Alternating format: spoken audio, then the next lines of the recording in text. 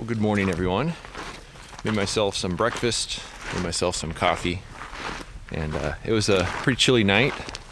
I slept in my hammock and it was actually quite comfortable, though a little more insulation on the lower side would be pretty good. The sleeping pad I have isn't the best for that, but I'll make something work for tonight. But the skies overhead are perfectly clear, not a single cloud. And I checked the weather forecast and it showed that it's going to be mostly clear day today, which is excellent. But there is going to be a fair amount of wind, so with the wind could come some clouds a little later on. But I've got some really nice light to work with, and so I'm going to spend some time exploring, looking for subjects, because there's already some good stuff to shoot right now. Some good light. Just got to keep an eye out and see what I could find. So if you've been following my channel for a while, you might recognize this tree back behind me here. I photographed this back during the spring of 2017, and it was one of the first photos I took in this canyon. It's a really beautiful tree set up against this really nice wall of sandstone, and it's still one of my favorite photos from this area. But to photograph it, I had to walk up this slope kind of back behind me over here, and I wasn't there for very long, maybe 45 minutes, just walking back and forth to get my gear from down below, kind of along the trail area here. And what really surprised me is that when I returned here in 2018, I noticed I could still see evidence of where I'd walked. And it's been 3 years later now, and I can still see just a tiny bit of evidence of where I was standing, but it's taken basically 3 years for this area to recover. So even though the desert seems like a very harsh and very hardy area that heals itself very fast, you gotta keep in mind that it's actually quite fragile at times. So I'm really glad to see that this area has recovered quite a bit, but definitely is a good lesson, I think, for all of us, that you gotta be really careful about where you're walking, where you're standing, because you may very well be leaving some evidence for many years to come. But really happy to see that it's mostly recovered.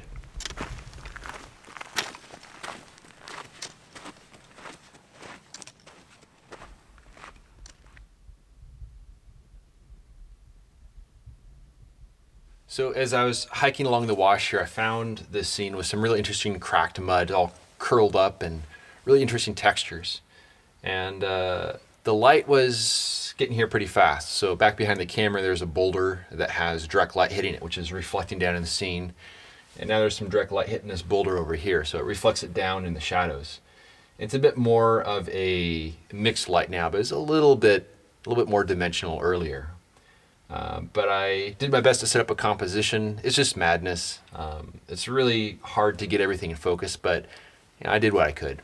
And I exposed a single sheet of Velvia 50, probably when the light was at its best, but then I realized I forgot to factor in the bellows overextension factor, which means that sheet of film is going to be about one stop underexposed.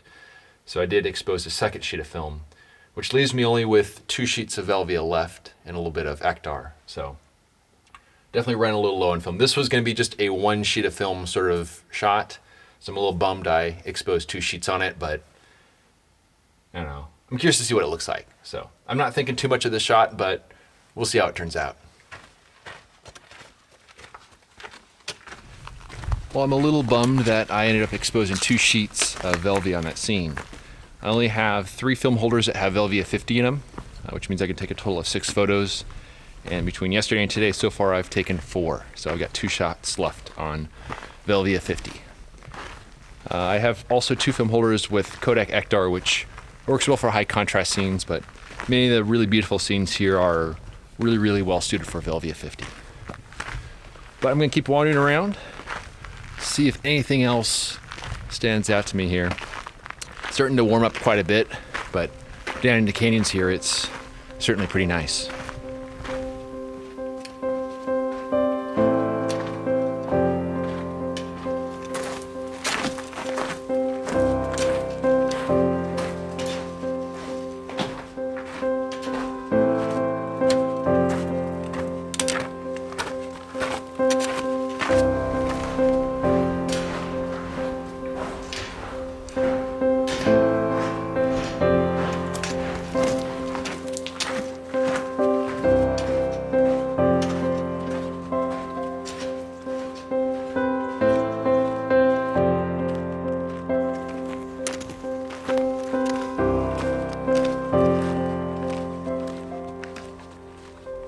I was wandering through the canyon, something caught my eye.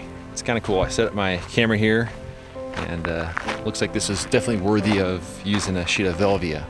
But if you see back behind me there, got my camera there, then way up high, I don't know if you can see it up there, but there's this juniper tree with this really cool like arched wall with all kinds of desert varnish. It's very similar in tone to each other, so it doesn't have any like dramatic color differences, but it's definitely a really cool scene. So I've got my Intrepid 8x10 set up over here.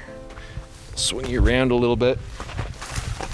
So I got the 450 lens kind of at a weird angle to give a natural perspective of it, but definitely a pretty cool scene.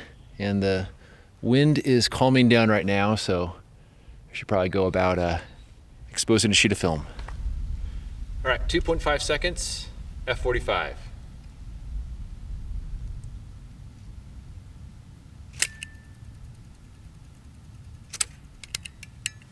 Just like that.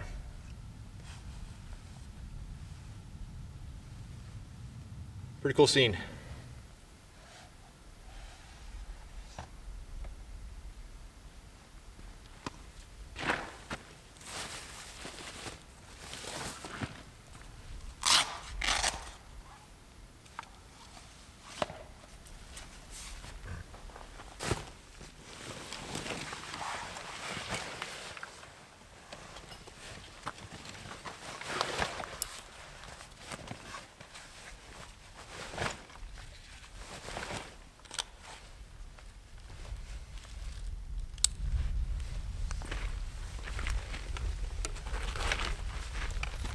Well, I'm glad I was able to find that other subject, and we'll see how it turns out. My one concern on that is that there's a lot of the same color, so there's not a lot of color differentiation throughout the scene, so it might look almost a little like monochrome in a way.